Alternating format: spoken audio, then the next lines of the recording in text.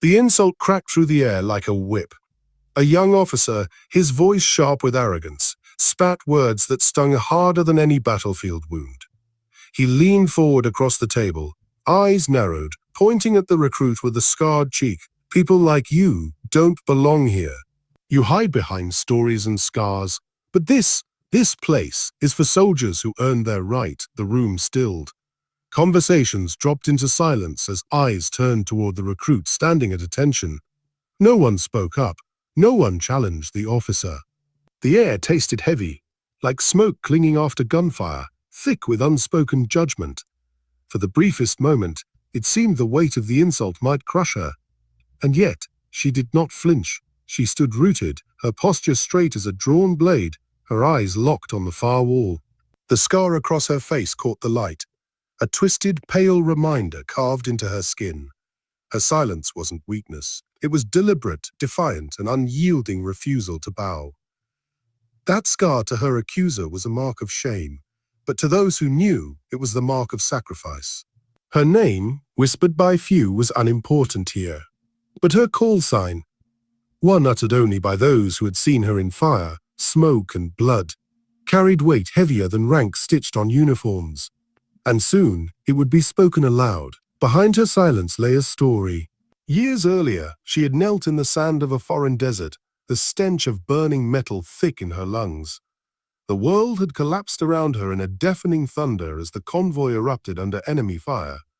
She remembered the heat, the chaos, the screams that tore through her ears. She had crawled through shattered glass and molten steel, dragging a comrade whose leg was gone, whose life poured out in desperate breaths. The blast had thrown her into a burning truck, searing half her face. She should have died there. She nearly did, but she didn't. She rose.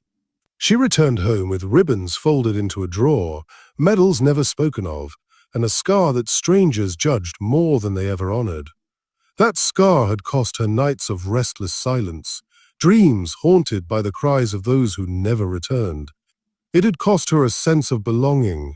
And yet, she stood here now silent, enduring ridicule from a man who knew nothing of fire, of loss, of the brutal intimacy of war. The room's tension thickened.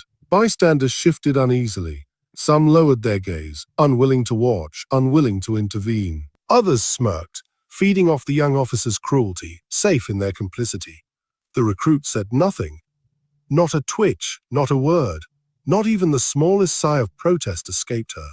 She was stone, but silence has a power that rattles louder than anger. Her stillness unsettled them more than fury could have. She was not defending herself because she needed no defense. The officer pressed harder. He scoffed at her silence, circling like a predator around prey. He tapped the scar on his own cheek in mocking imitation, sneering. "You think that makes you strong? You think carrying that mark makes you one of us?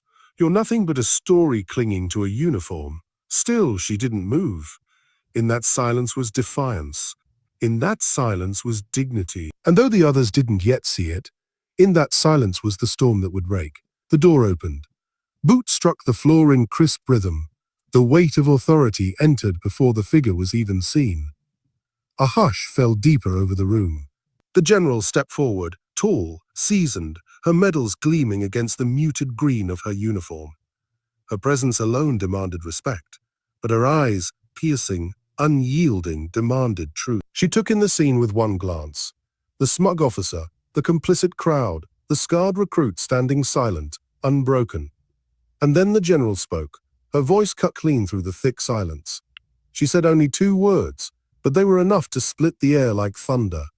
She called the recruit by her call sign, and as the general's words echoed in their memory, a single line would remain engraved in them forever. Scars are not weakness. They are the proof of battles survived. The recruit never needed to speak.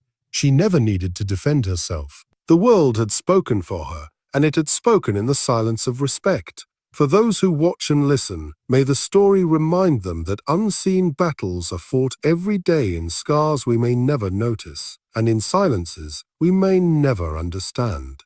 Honor them, respect them, and never mistake quiet strength for absence of power. Wherever you are watching from, take a moment to reflect. What scars have you overlooked? What silences have you misjudged? Share the story, share your thoughts, and honor those whose strength speaks without words. Because sometimes, the most powerful voices are the ones that never need to speak.